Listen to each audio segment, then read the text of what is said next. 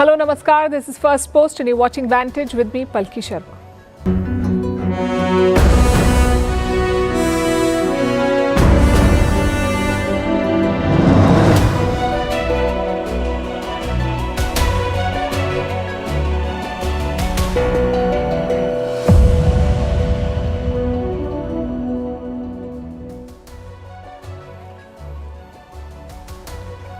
We start with Asim Munir's nuclear threat. The Pakistan Army chief spoke in the United States and threatened to quote-unquote take down half the world with nuclear weapons. He also said they'll destroy Indian dams.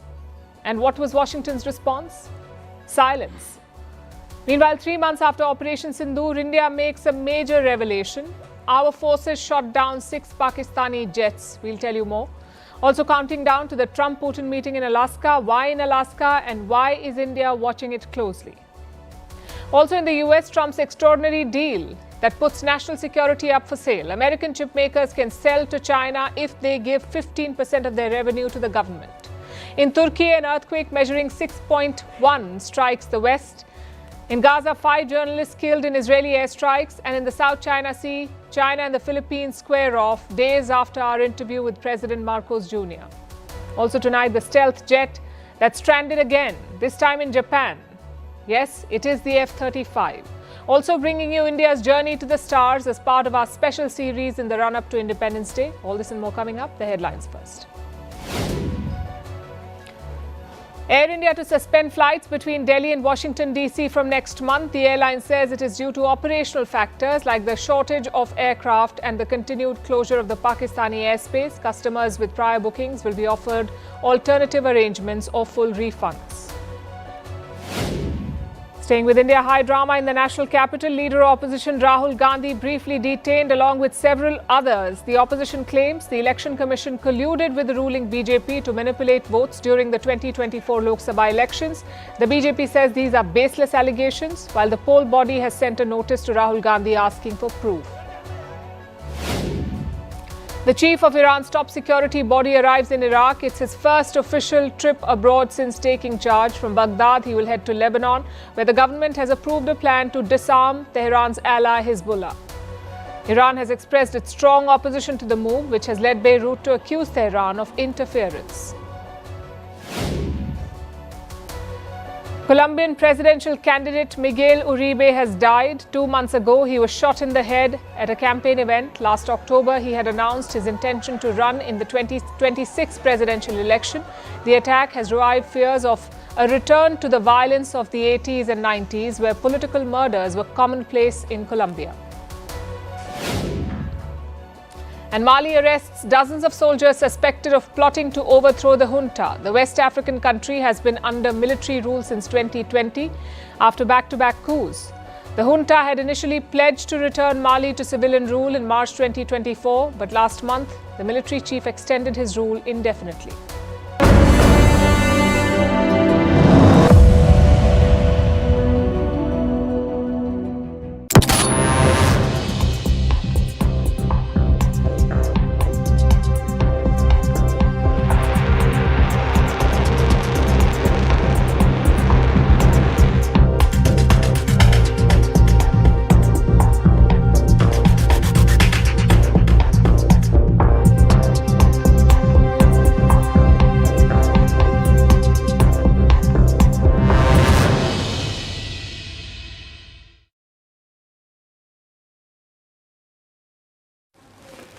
If only wars were fought with mics, then Asim Munir would have many victories to his name. Unfortunately for him, they're not. Bad jokes cannot shoot down missiles. Religious quotes cannot protect your airfields. But here's what they can do. They can stir the pot. And that's what Munir is doing. The Pakistan Army chief was in America this weekend. It's his second trip in 2 months. His main agenda was to attend a retirement ceremony. America's Central Command Chief has retired. His name is Michael Kurilla. Now, Kurilla is very close to Pakistani generals. He recently praised Islamabad as a great partner. In exchange, Islamabad gave him a top civilian honor, the Nishan-e-Imtiyaz. And now that Kurilla is retiring, Munir flew to the US. He attended the retirement ceremony. But afterwards, Asim Munir had another event at a hotel in Tampa, Florida. This was a black tie event for the Pakistani diaspora. No phones, no cameras. And this is where Munir unleashed his worst. Most of his speech was dedicated to the recent conflict with India. He made 3 startling remarks. The first one was a nuclear threat, and I'm quoting, "We are a nuclear nation. If we think we are going down, we'll take half the world down with us." How about that? Pakistan's army chief just threatened to bomb half the world. Secondly, he talked about blowing up dams. Remember, India has suspended the Indus Treaty. It can now restrict water flowing to Pakistan. Again, let me quote from what Munir said. "We will wait for India to build a dam, and when it does so, we will destroy it with 10 missiles. The Indus River is not the Indians' family property. We have no shortage of missiles." Now, just to be clear, destroying a dam is a war crime. When Russia blew up a dam in Ukraine, the US was outraged. Somehow, I don't see that happening to Munir. Finally, his third remark. He used a crude analogy to warn India against attacking Pakistan. Listen to what he said. I'm quoting again. "India is a shining Mercedes coming on a highway like a Ferrari. But we are a dump truck full of gravel. If the truck hits the car, who is going to be the loser?" Well, I must say we agree. India is a shining Ferrari and Pakistan is a dump truck. We did not expect such honesty from Asim Munir, but here's the deal. This Ferrari does not drive alone. It is flanked by Rafales, S-400s and BrahMos. So you can use the dump truck for its original purpose, to clear out filth, and we suggest starting with Rawalpindi. It doesn't take an expert to unpack Munir's dangerous language. He's not speaking like a professional army chief. He's talking like a frenzied madman. Just think about it. Nuking half the world, launching missiles at a dam, and comparing your own country to a dump truck. That's low even for Pakistan. And India has reacted to his statements. It's a detailed and pointed response. Let me quote from what India has said. "Nuclear saber rattling is Pakistan's stock in trade. It is also regrettable that these remarks should have been made from the soil of a friendly third country. India has already made it clear that it will not give in to nuclear blackmail. We will continue to take all steps necessary to safeguard our national security." India makes 2 compelling points. The first is America's role. Munir is spewing this venom on their soil, on US soil. He's threatening war crimes from a hotel in Florida, from President Donald Trump's home state. Yet Washington has nothing to say. Secondly, New Delhi has highlighted the nuclear problem. Let me quote again. This is what they've said. "The remarks also reinforce the well-held doubts about the integrity of nuclear command and control in a state where the military is hand in glove with terrorist groups." It's a valid concern. Normally, a country's nuclear arsenal is controlled by civilians, by the elected government leaders. But in Pakistan, it is controlled by the military. And look at the military's language. It's a warning sign for major powers. It is time to defang and denuclearize Pakistan. But I guess that's a different conversation for now. Let's focus on Munir's remarks. Why did he say what he did, and why now? The obvious reason is that Munir is off the rails because normal people do not make nuclear threats. But there could be a strategic reason too. Pakistan has always counted on nuclear deterrence against India. They hid behind their nuclear arsenal. But this time, India called their bluff.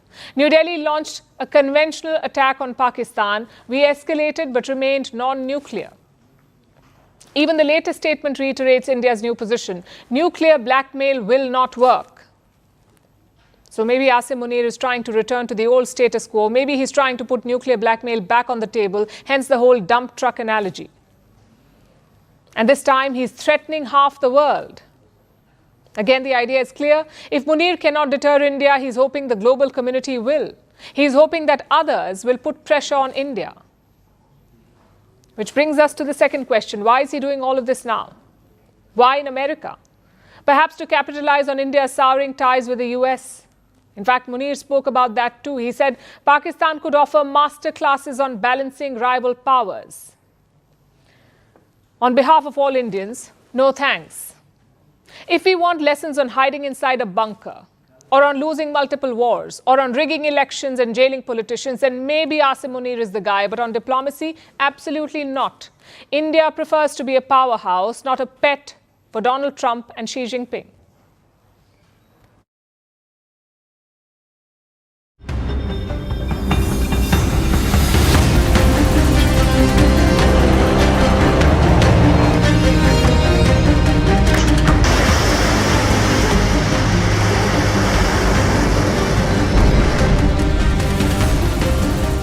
We have at least 5 fighters confirmed killed and 1 large aircraft.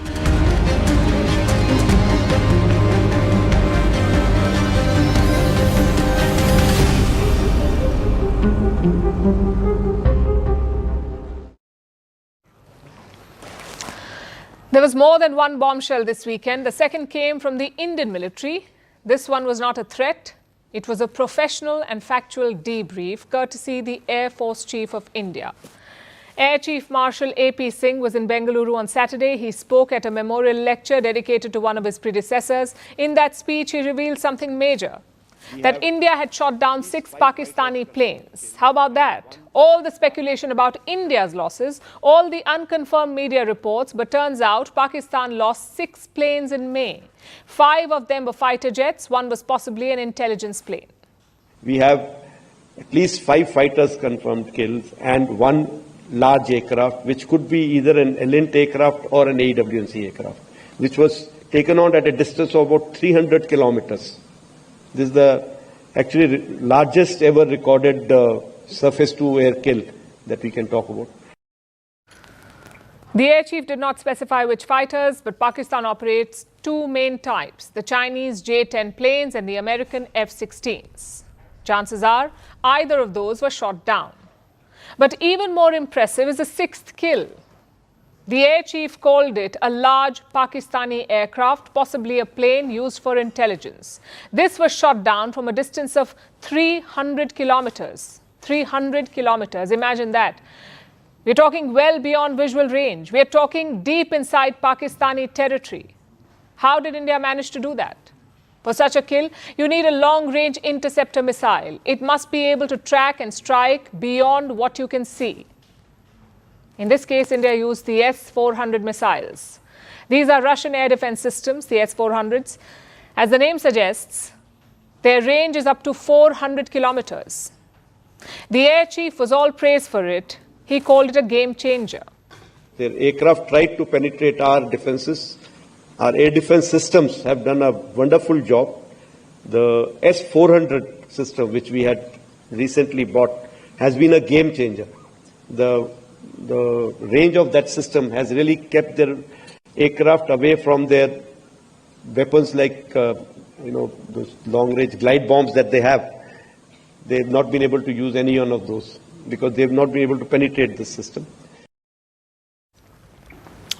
Now, this is quite significant because it's the farthest ever recorded aerial kill, 300 kilometers away. Such long-range hits are usually rare. Even if they happen, it's hard to confirm and verify. So how did the Indian Air Force do it?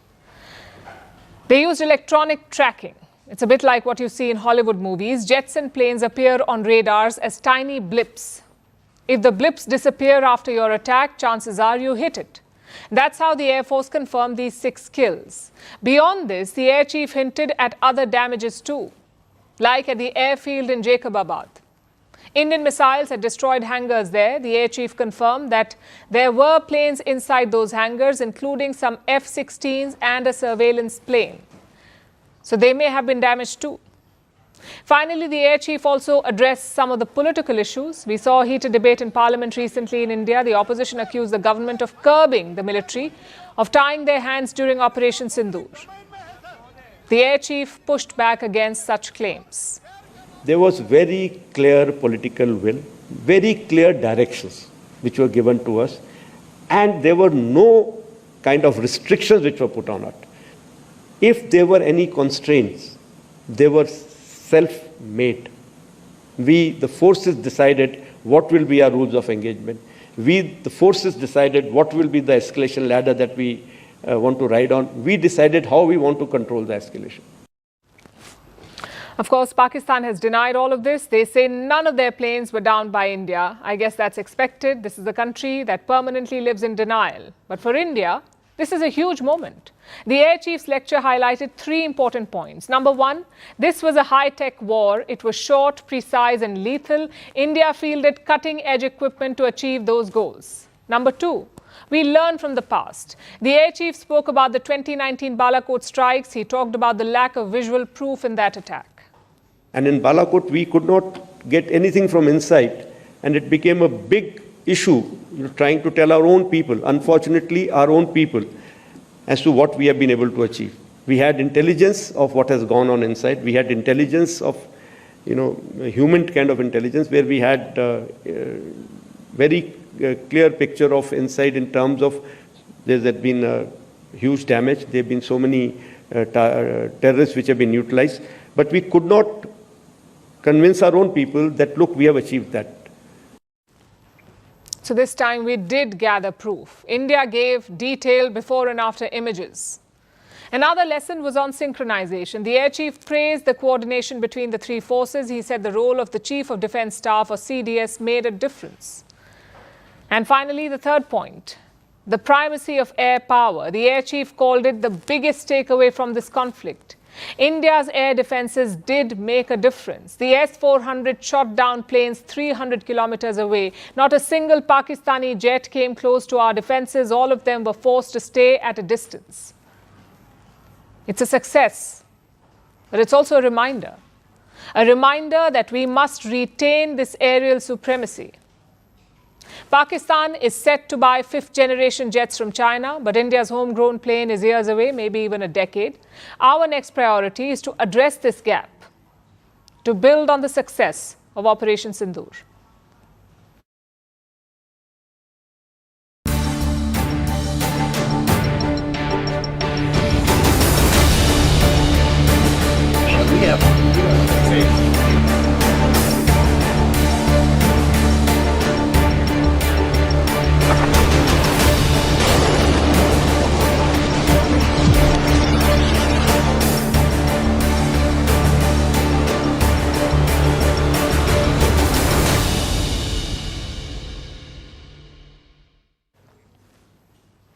August 15th is an important day for India. It's our Independence Day, a day of joy, a day of celebrating our hard-earned freedom. But this year, New Delhi will have one eye elsewhere, around 17,000 kilometers away in Alaska, America's icy outpost and Russia's old neighbor. This is where Vladimir Putin will sit across from Donald Trump. The goal is clear: to end Europe's bloodiest war in decades, the war in Ukraine. But will they succeed? And what will this mean for India? Tonight we'll discuss all of this, starting with the choice of location. Why are they meeting in Alaska, of all places? Officials point to the proximity. You see, Alaska is the closest American state to Russia, just 88 kilometers across the Bering Strait. Russia and the United States are close neighbors, sharing a border. It seems quite logical that our delegation will simply fly across the Bering Strait, and that such an important and highly anticipated summit between the leaders of our two countries will take place precisely in Alaska. Of course, the distance is not the only reason. It's also less complicated. As you know, there's an ICC arrest warrant against Vladimir Putin. ICC is the International Criminal Court. Although it's hard to imagine that Putin would be arrested on his way to meet Trump, but the Russians don't want to take a chance. And in this respect, Alaska makes sense.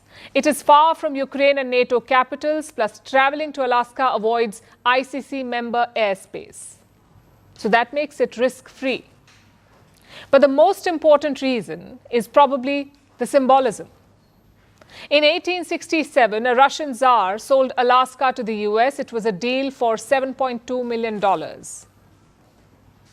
Of course, Putin won't try to buy it back, but the location carries a subtle reminder that land deals are negotiable.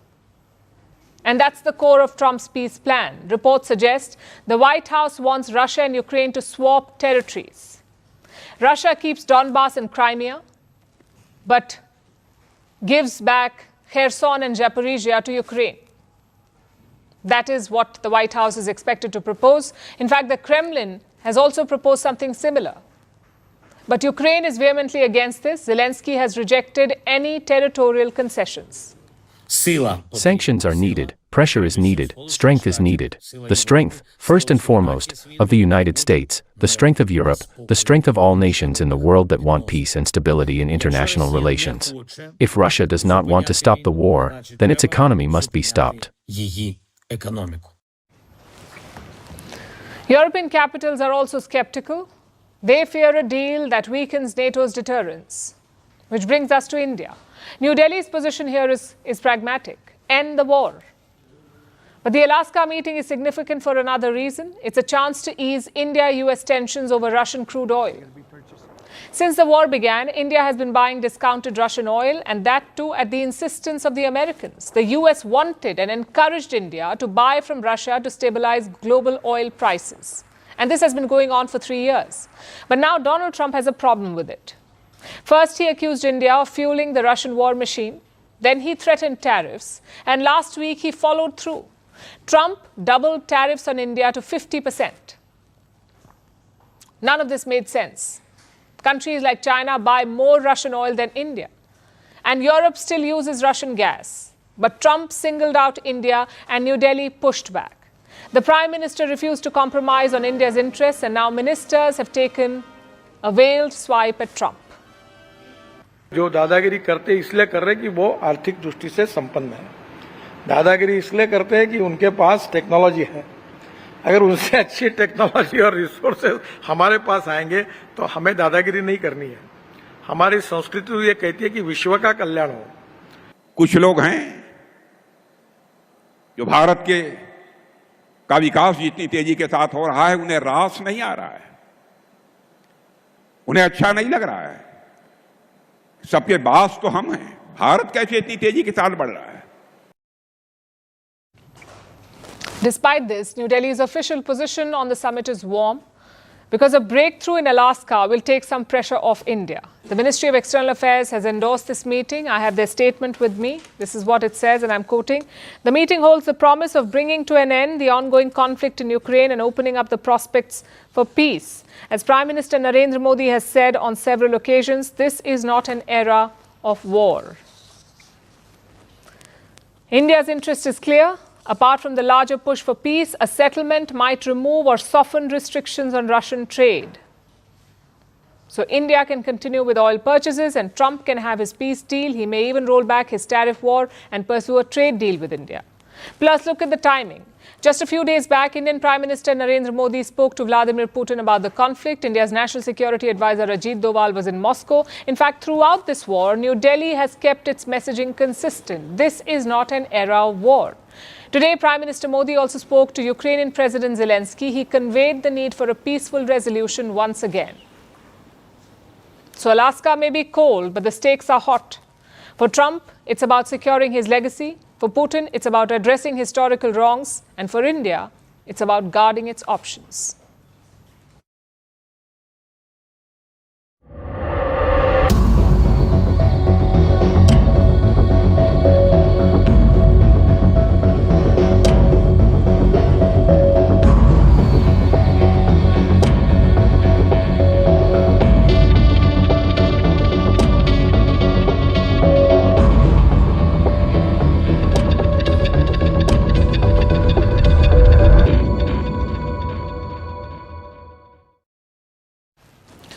Now let's talk about Trump's trade war with India.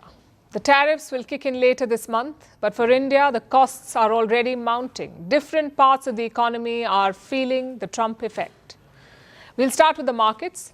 Foreign investors are pulling out. They're dumping Indian equities. And how big is the damage so far? Nearly 18,000 crore rupees. That's more than $2 billion US dollars. This is the money that's already been pulled out from Indian stock markets. And who are these investors? FPIs, foreign portfolio investors. They've been turning bearish on India. This year alone, they've withdrawn more than 1 lakh crore rupees. 1 lakh crore rupees, that's over 11 billion US dollars. And why has this money been pulled out? Because investors feel that Indian markets have become more risky. And three factors stand out here. One, escalating tensions between the US and India, especially on trade. Two, disappointing earnings from India Inc. And three, a weakening rupee. You put these three together and the result is fragile sentiment and investors looking to cut their risk. This is hurting all businesses, but especially exporters. They face multiple challenges. For instance, banks are not sure about lending to them.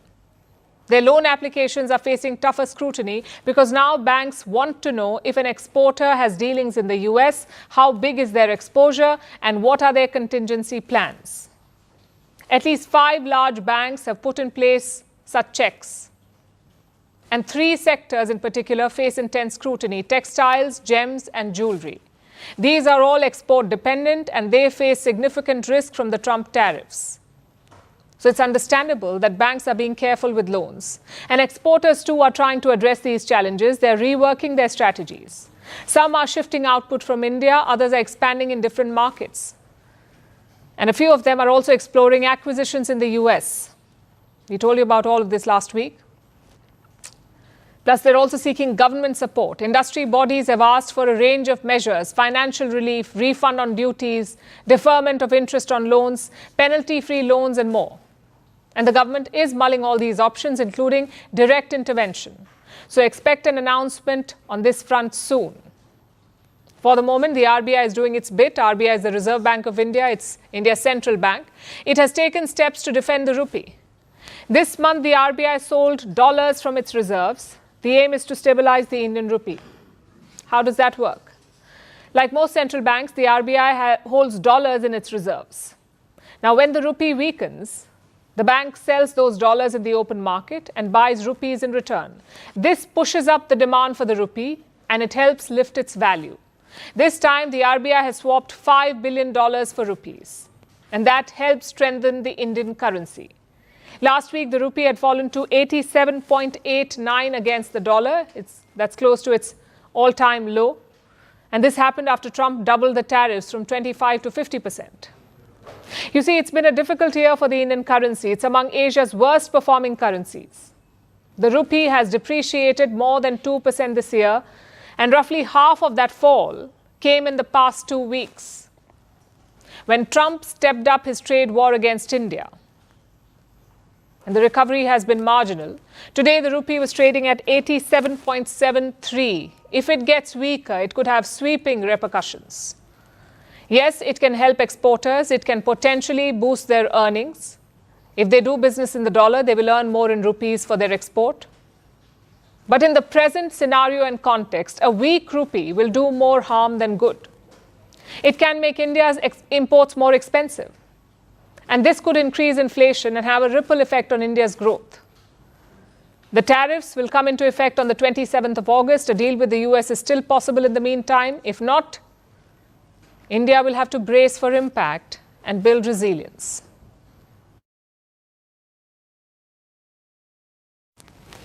Our next story is about national security Trump style. The US president has struck a deal, this time with his country's biggest chip makers, NVIDIA and AMD. And in the process, Trump has turned US national security into a toll booth. Let me explain. This is a deal for chip sales to China. NVIDIA and AMD can now sell advanced chips to China. Trump is giving them a license. In return, his government will take a 15% cut. In other words, these companies will have to share 15% of their earnings with the US government. That is the deal. And these are not ordinary chips. They power the most demanding artificial intelligence systems. They can train complex models. They can drive autonomous technology with both civilian and military applications. Just 4 months ago, Washington had banned these sales. Exports of 2 chips were banned in April, NVIDIA's H20 and AMD's MI308. The US was against their sales to China. It was termed too dangerous, not in the interest of national security. That's what Washington said. These chips were supposed to be off limits to China. And security officials had endorsed this ban. They said NVIDIA's H20 chip was, and I'm quoting, a potent accelerator of China's AI capabilities. So there was a lot of concern apparently 4 months ago. But true to his style, Trump has changed his mind, and with it, he's changed America's policy on chip sales. How did that come about? Last week, there was a meeting at the White House. Jensen Huang met Donald Trump. Huang is NVIDIA CEO. He has been lobbying for months, both in Washington and in Beijing. And 2 days after his meeting with Trump, the president's Commerce Department is issuing licenses again. Clearly, Huang's charm has worked. China is a big market for his company, and he wants to keep selling to them. NVIDIA has been coming to China for 30 years. As you know, China is the second largest technology market in the world. And it is also growing very quickly. And so this is a very important market. There's a lot of very dynamic and innovative customers. If you want to be a good supplier, a good company, you have to have excellent customers as well as excellent products. And so in China, we have very challenging and very dynamic and very innovative customers. And we want to be able to serve them. And so I will continue to do that. He seems to have got his wish now. AMD too can start selling their chips to China again as long as they share 15% of their earnings with Washington. Remember, this is not export control, this is revenue sharing. It makes the Trump administration a commercial partner for chip makers. So how much do they expect to earn? This year, NVIDIA is expected to sell chips worth $15 billion. We're talking about the H20 chips, $15 billion.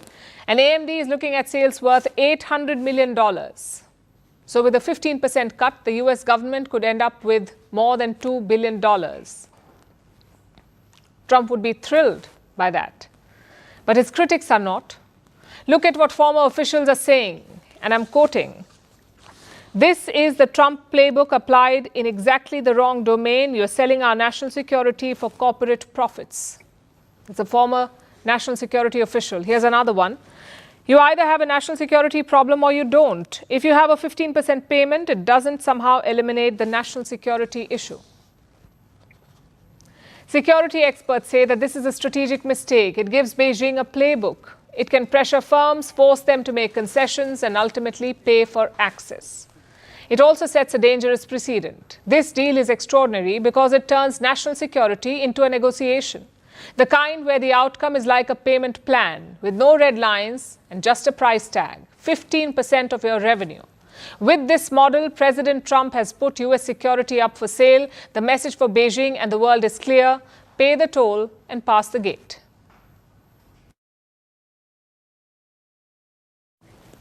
Now let's turn our attention to Turkey. A powerful earthquake has struck the western part of the country. The epicenter is a town called Sindirgi.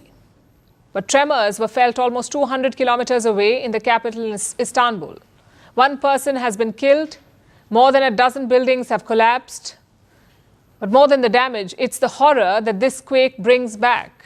Turkey saw a devastating earthquake just 2 years back. It killed more than 50,000 people. In fact, this country is no stranger to tremors. It sits on multiple tectonic plates. 95% of the country's land is at risk of a major earthquake, and the one that struck today is just another reminder of that risk. Here's our report. It was a powerful earthquake. The epicenter was in western Turkey, but the tremors were felt as far as Istanbul. That's almost 200 kilometers away. In 2023, a 7.8 magnitude quake had struck Turkey. Over 50 people had died in that disaster, and in the aftershocks that followed. Today's earthquake wasn't as bad as that. Until this evening, only one person had lost their life. But there is still considerable damage. Over a dozen buildings have collapsed. The epicenter is a town called Sundurgu. Pictures from there show large buildings reduced to rubble, streets filled with piles of twisted metal and debris. Yes, we felt it very strongly. It was like a magnitude 7. All the children were very scared. We have never felt an earthquake like this in Balıkesir before. I mean, it was a very strong earthquake. Everyone is outside right now, and we are in fear. I hope it doesn't happen again. Earthquakes are not rare in Turkey. In 2020 alone, the country recorded almost 33,000 quakes. Over 300 of them were above magnitude 4. Why so many earthquakes? It's about location and tectonic plates. What are tectonic plates? The Earth's outer shell is broken into huge, rigid slabs, like pieces of a cracked eggshell. These pieces float on a softer layer beneath. Heat from Earth's interior creates slow currents. These currents drag the plates a few centimeters a year, about as fast as your fingernails grow. Turkey is located at the intersection of three major tectonic plates. So, it experiences frequent seismic activity as a result. One of them is the Anatolian tectonic plate. It's wedged between the Eurasian and African plates, and pinned from the south by the Arabian plate. The North Anatolian Fault is one of the most dangerous fault lines in the world. It has caused devastating quakes in the past, like the earthquakes in 1999, which killed nearly 18,000 people. The East Anatolian Fault runs for 650 kilometers. It's another high-risk zone. And the Aegean Sea Plate, in the southwest, adds even more seismic activity. The result is this: 95% of Turkey land is earthquake-prone. A third of the country, including Istanbul and Izmir, is at high risk. Today's quake may not match the deadliest in Turkey's history, but it's a reminder the country is sitting on a fault line, and the ground here can move at any time.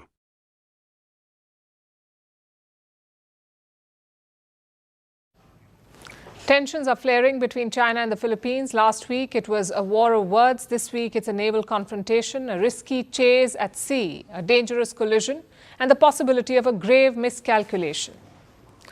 Let me tell you what happened. Earlier today, a Philippine Coast Guard vessel was sailing in the South China Sea, specifically near the Scarborough Shoal. This is a coral reef island claimed by both sides. Today, Manila was dropping aid to fishermen in the region. That's when China meddled. Two of their ships began chasing Manila's vessel, one PLA Navy warship and one Chinese Coast Guard ship. They fired water cannons at the Filipino vessel. They also pulled off dangerous maneuvers in front of it. The result?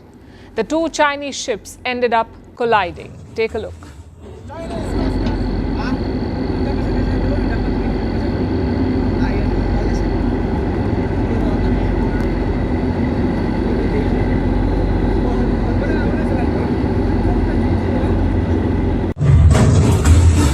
Chinese Coast Guard mission number.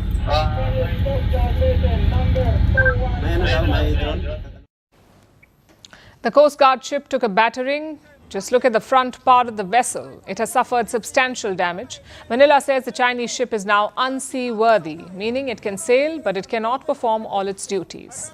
After the collision, the Filipino ship reached out. They offered medical help. This is Philippine Coast Guard vessel BRP Teresa Magbanwa, MRRV 9701. We have medical personnel on board. Should you need any assistance, we are willing to provide assistance. Over. And what is China saying? They have not reported the collision. In fact, they say they were acting within the law, that they managed to drive away the Filipino vessels. Sure, if this is the strategy, good luck. Just ram into each other to drive away your rivals. But seriously, this is extremely dangerous. And it's not isolated either. China is becoming more and more reckless in the South China Sea. They're regularly confronting Filipino vessels. We saw similar incidents in May, last December, last June and last April. Today, things went one step ahead. China's risky moves led to a direct collision. But what if the Chinese ship had collided with a Filipino ship? What if the collision had injured or killed Filipino sailors? Then the issue may have escalated. The question is, what led to this latest flare-up? Possibly the Filipino president's interview to us. His name is Ferdinand Marcos Jr. He spoke to Firstpost last week when he visited India. And in that conversation, he spoke about Taiwan. Listen to this. Experts fear that Beijing will invade Taiwan before the end of this decade. If that were to happen while you're still in power, would you be open to allowing the U.S. use resources and bases in the Philippines to defend Taiwan, or would you rather stay out of it? To be very practical about it, if there is a confrontation over Taiwan between China and the United States, there is no way that the Philippines can stay out of it, simply because of our physical geographic location. So if you think about it, if there is an all-out war, then we will be drawn into it. And I assure you with the greatest hesitation, but we will have to defend our territory and our sovereignty. That triggered the Chinese. They condemned Marcos' statement. They accused him of playing with fire, but the president is not backing down. He says Beijing is misinterpreting his comments on Taiwan. At the same time, he doubled down on them. We are, I think, for propaganda purposes, misinterpreted. If there is a war over Taiwan, we will be drawn. Hihilain tayo sa aya't gusto natin. Kicking and screaming. We will be drawn and dragged into that mess. Whatever you do, come on, wag na tayong hope. I love this saying, hope is not a plan. I hope it doesn't happen. I hope it doesn't. But if it does, we have to plan for it already. At the root of this crisis is territory. China claims most of the South China Sea, but those same parts are claimed by other countries too, like Vietnam, the Philippines and Brunei. With the Philippines, there are multiple disputes, but two stand out. The first is the Scarborough Shoal, the second is the Spratly Islands. China has taken over these places with force. The Philippines controlled the Scarborough Shoal until 2012, but that year China seized it from Manila. Since then, they have blocked Filipino voyages near it. And they refuse to climb down. Global courts have rejected China's claims. Most countries have condemned their land grabs, but China is undeterred. They have tried to build military structures on these disputed sites, basically to try and cement their grip over their territories. Recently, some countries have pushed back, like the Philippines. Manila is a treaty ally of the US. They seem confident enough to challenge China. President Marcos made that clear to us. Your recent State of the Nation address is coming under a lot of scrutiny. In last year's speech, you promised to not yield even an inch of Philippine land in disputed areas. This year, your statement did not make an explicit mention of that, of the West Philippine Sea, but you focused more on non-alignment on Manila's part. Would you say you watered down your statement? Did you, and why? No, I did not. You're the second person to ask me that. Let me say it again. The Philippines will not cede 1 square inch of our territory. We will not give up the exercise of our sovereign rights. China is playing a dangerous game here. This is not some harmless cat and mouse chase. This is a maritime face-off. These are big navies with a lot of firepower. Even the smallest mistake could be fatal. And knowing China, they will be licking their wounds. Beijing is very proud of its navy. But what happened today is not a good look on them. How can two of your ships just ram into each other, that too in wide open sea? A hurt China may be looking for round 2. It may not happen tomorrow or this week, but the overall trajectory is not good.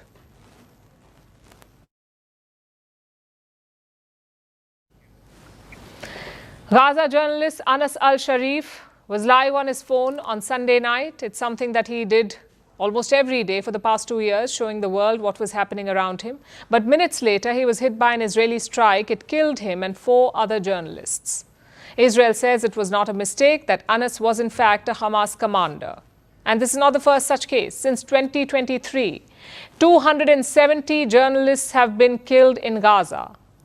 The question is, why are journalists being targeted? And what does it have to do with Netanyahu's plan to take over Gaza City? Our next report tells you.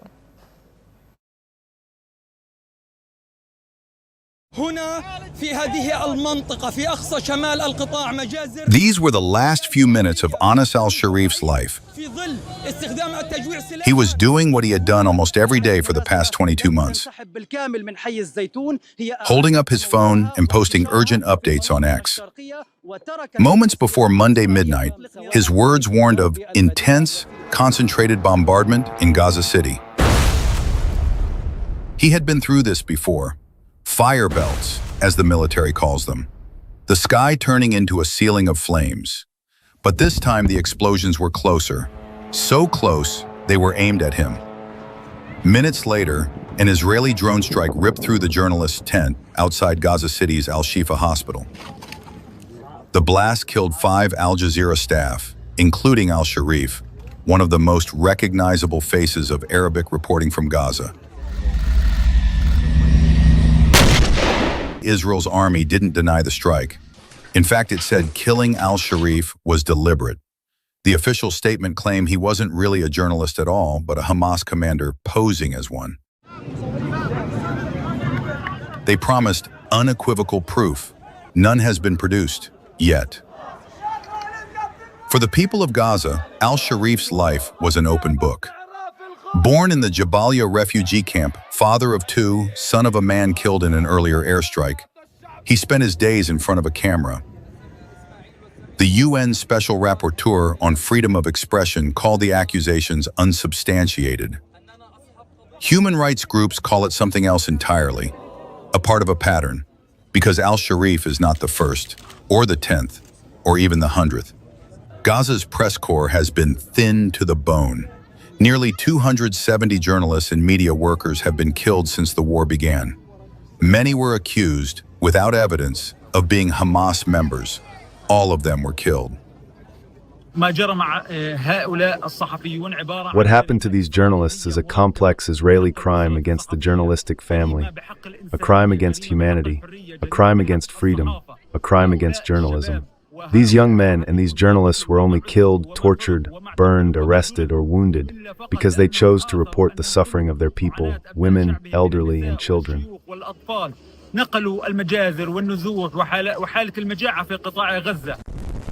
The strike came just as Benjamin Netanyahu rolled out his most controversial move yet, a full military takeover of Gaza City. The Israeli leader insists it's the fastest way to end the war. The United Nations warns it is a recipe for another calamity. The plan is to capture the city, wipe out Hamas's 2 remaining strongholds, rescue the hostages, and install what Netanyahu calls an alternative civil administration. The war can end tomorrow if Gaza, or rather if Hamas, lays down its arms and releases all the remaining hostages. Gaza will be demilitarized. Israel will have overriding security responsibility. A security zone will be established on Gaza's border with Israel to prevent future terrorist incursions. A civilian administration will be established in Gaza that will seek to live in peace with Israel. On paper, it's about security. In reality, analysts say it's also about Netanyahu's political survival. Inside Israel, not everyone is convinced. Hostage families are calling for a general strike. Former soldiers are marching with signs reading, "I refused." And every weekend, protests fill Tel Aviv, Haifa, and Jerusalem. We have about 70. So as Netanyahu maps out a new Gaza, the city itself is still burning. Hospitals running on fumes, streets carved open by bombs, families sleeping in the rubble of what used to be their homes, journalists being targeted for reporting. For ordinary Gazans, the Israeli takeover isn't a strategy on paper. It's the sound of tanks at the edge of the block and the fear of what comes after. Because in present-day Gaza, there is no uncertainty of a tomorrow.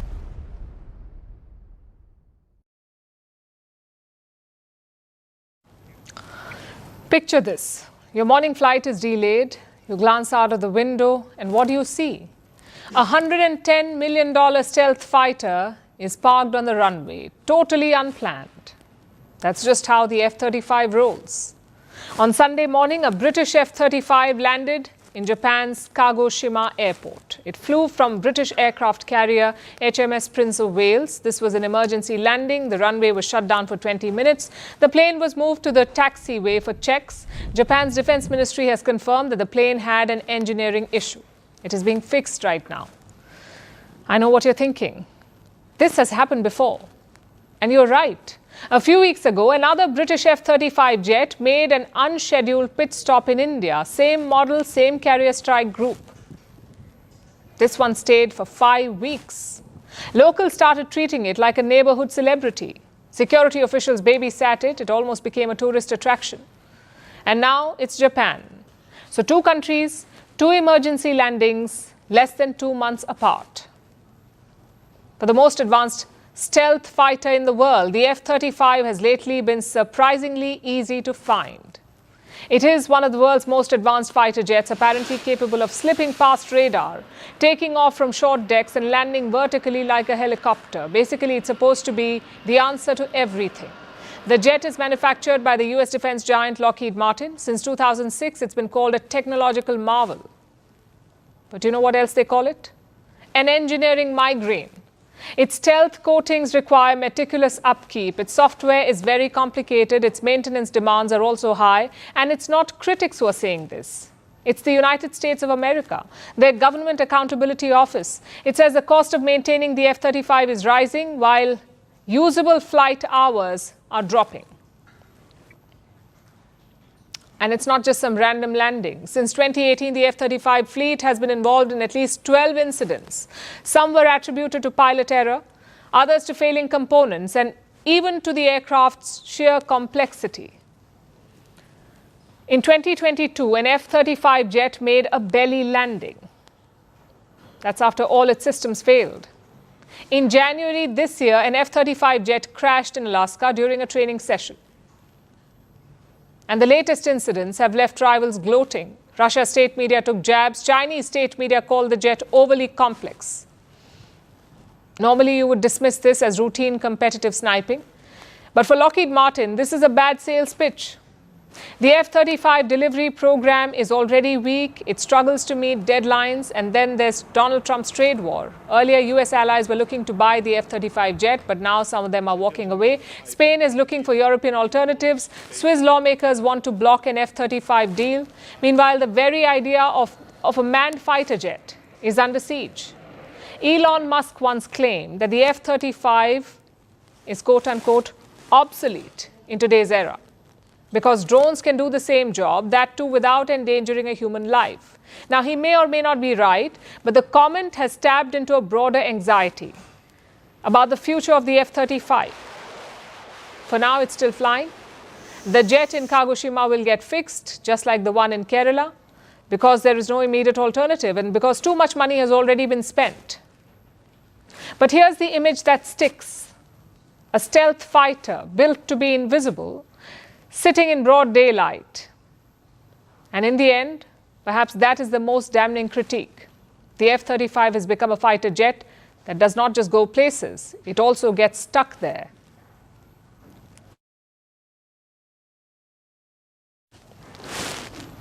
In the late 20th century, the space race was a two-horse contest. America on one side, the Soviet Union on the other. The rest of the world watched from the sidelines, but one young nation dared to step into the arena. India. We did not have deep pockets. We did not have cutting-edge technology. We had bicycles carrying rocket paths. Yet India set its sights on the stars and rewrote the rules of space race. This is the story of how we got there. This is the India story.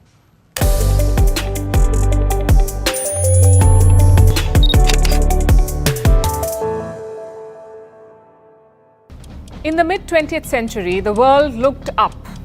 And for the first time, not just with wonder, but also with ambition. The Cold War was raging and two superpowers were locked in: the United States and the Soviet Union. They turned their rivalry skyward, and in their desperation for global influence, space quickly became the playground of the rich. So while their rockets thundered, much of the world watched from the sidelines. But not India. India was a newly independent nation. It was still trying to find its footing.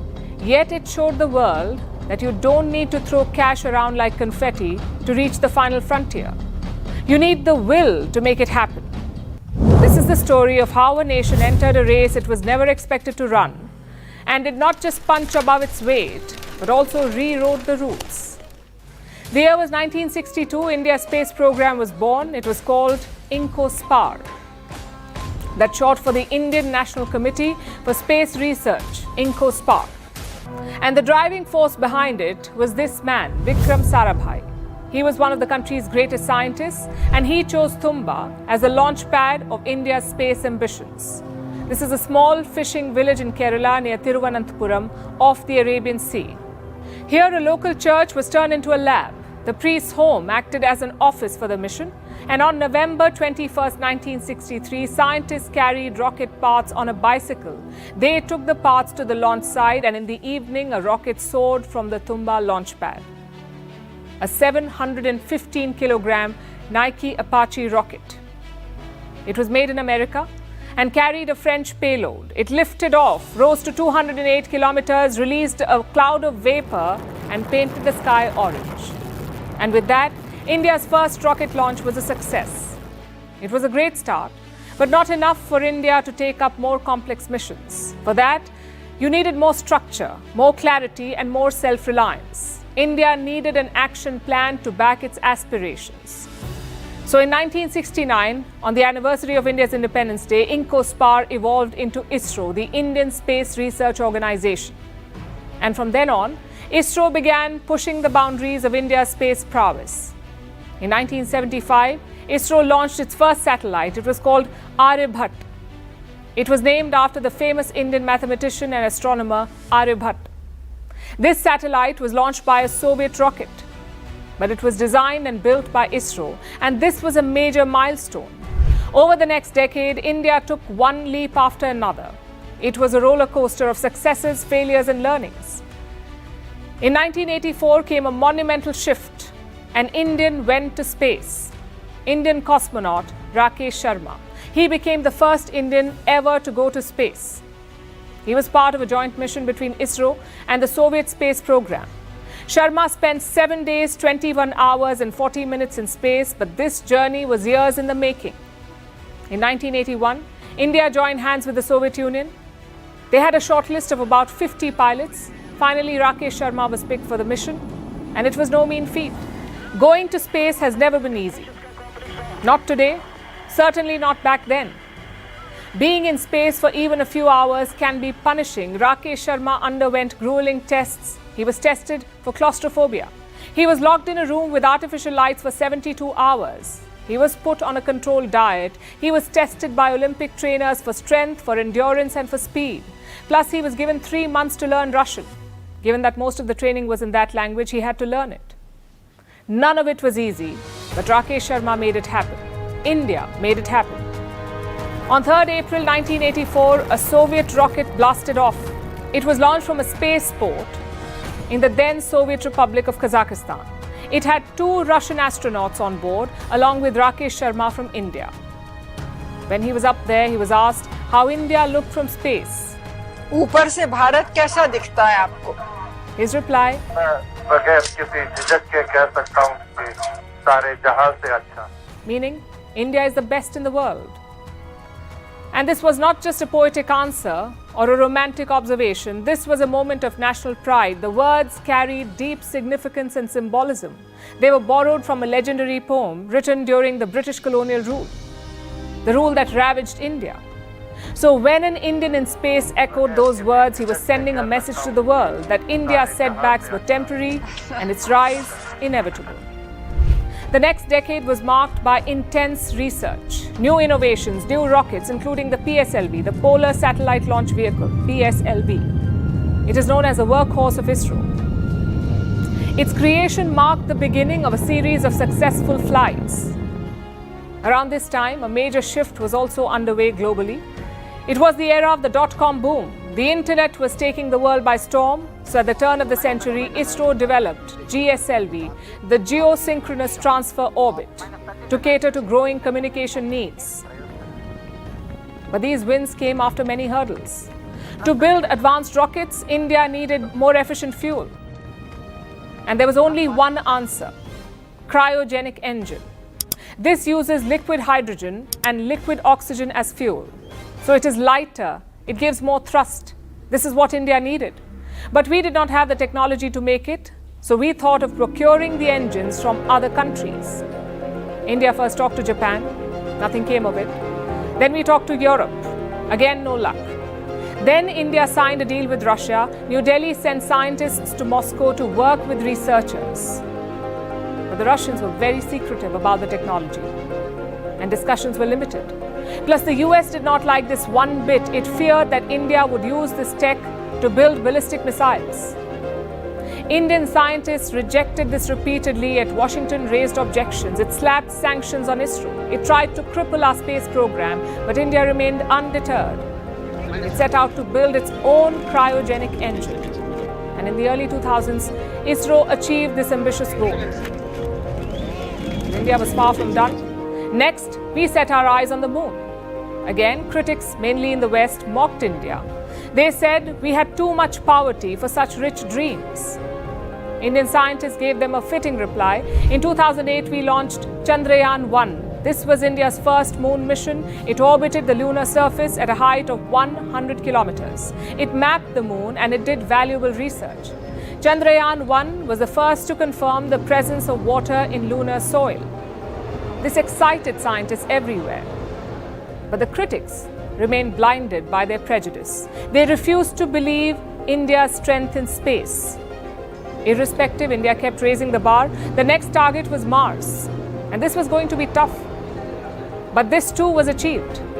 In 2013, India launched the Mars Orbiter mission, Mangalyaan. This was India's first interplanetary mission. It successfully inserted itself into the Martian orbit in its very first attempt. And this made India the first country in Asia and the fourth in the world to achieve this feat. Only the US, Russia, and Europe had previously sent missions to Mars. But India succeeded in its first attempt, and in this respect, it outperformed everyone else. And the best part? India did it all on an economy ticket. At a nominal cost of $74 million, this was the cheapest interplanetary mission ever, the cheapest anywhere in the world, and it came as a major reality check to the world. Ahmedabad में 1 kilometre auto rickshaw में जाना है तो 10 रुपया लगता है, हमें Mars पर पहुंचने में सिर्फ 7 रुपया लगा 1 किलोमीटर। और इतना ही नहीं, हॉलीवुड की फिल्म बनाने का जितना बजट होता है, उससे कम बजट में मार्स पहुंच गया। As Prime Minister Narendra Modi rightly said, India's real-life martial adventure costs less than Hollywood space movies. This should have inspired the West, but old habits die hard. They chose ridicule over recognition. You may remember this cartoon. The New York Times published it. It shows a farmer with a cow knocking on the door of a room which is marked Elite Space Club. Inside, 2 men in Western attire sit reading a newspaper detailing India's feat. This was jealousy dressed up as mockery. And it spurred global outrage. The New York Times had to apologize for it. As for India, instead of being discouraged, it was even more determined to prove its mettle. In 2019 came Chandrayaan-2, where ISRO attempted soft landing on the moon. It was a partial success. 4 years later, Chandrayaan-3 returned with a bang.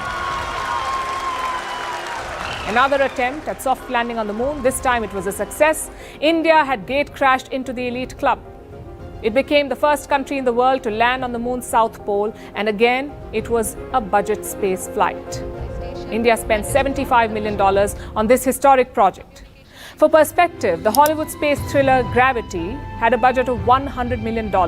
India landed on the moon for far less. And each win fueled the fire to aim higher. This year, in 2025, India had another reason to celebrate. An Indian went to space again. Shubhanshu Shukla became the first Indian astronaut to blast off to the International Space Station. Axiom Space. He was on board the private Axiom Space Mission 4. It lifted off from NASA's Kennedy Space Center. Shukla carried the aspirations of 1.4 billion Indians to space. People were glued to their TV screens as he took off. They prayed, they cheered, and then they celebrated. It took more than 26 hours to get there. Shukla became the second Indian to travel to space 41 years after Rakesh Sharma achieved the feat. And when up there, Shukla said, कि आज का भारत अभी भी सारे जहां से अच्छा दिखता है. Goosebumps aside, he has a point. India's space industry is booming. It is valued at $8.4 billion. That's about 2% of the global space market. And it stands on the precipice of a major shift. By 2033, India wants to capture 8% of the global space market. It wants to grow the space economy to $44 billion. It's an ambitious plan, but not an impossible one. Over the past few years, India's space economy has seen groundbreaking advances. The government is pushing for it with reforms and the inclusion of private players. 5 years ago, there were less than 50 space startups in the country. Today, there are more than 200. India is on the path to becoming a space superpower, and it is being driven by 4 factors: strong government support, rapid tech innovation, ISRO's research-focused approach, and the involvement of private companies. The future of India's space looks exciting. We have Gaganyaan coming up, our human spaceflight mission scheduled for 2027. The plan is to launch 3 crew members to the orbit. By 2035, India wants to set up its own space station called the Bharatiya Antariksh Station. And by 2040, there are plans to send an Indian to the moon. So from Aryabhat to the lunar landings, the Mars missions, and now Gaganyaan, India's space program has not just come a long way, it has redefined what is possible. It has shown the world that space exploration does not need bottomless budgets. It needs boundless ambition. When you have the fire in your belly, even the sky is not a limit.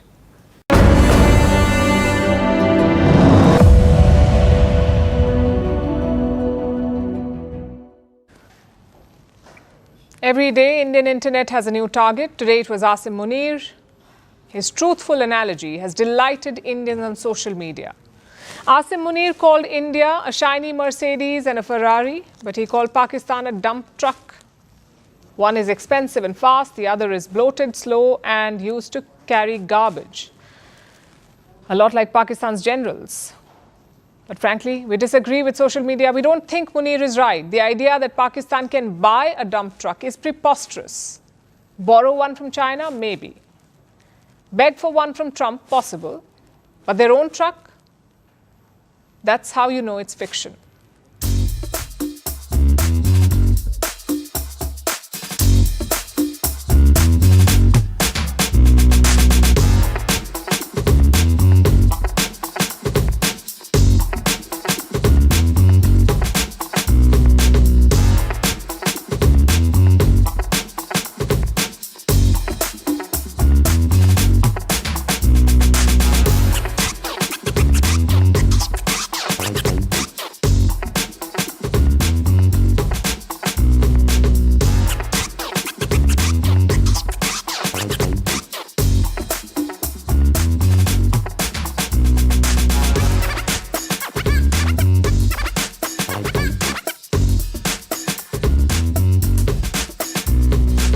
ऐसा cake तुमने जिंदगी में देखा भी नहीं होगा।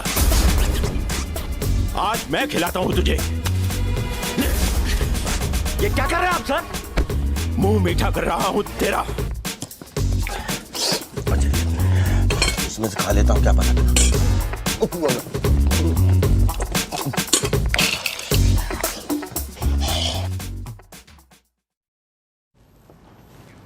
And now it's time for Vantage Shots, images that tell the story. Thousands of protesters marched through Tel Aviv calling for a hostage deal.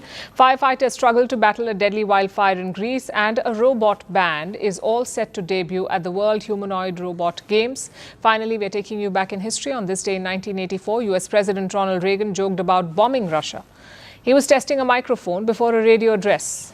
Reagan said, and I quote, "I've signed legislation that will outlaw Russia forever. We begin bombing in 5 minutes. While some dismissed this as a joke, critics said it was in poor taste, with rising tensions between the US and the Soviet Union. We're leaving you on that note. Thank you for watching. We'll see you tomorrow.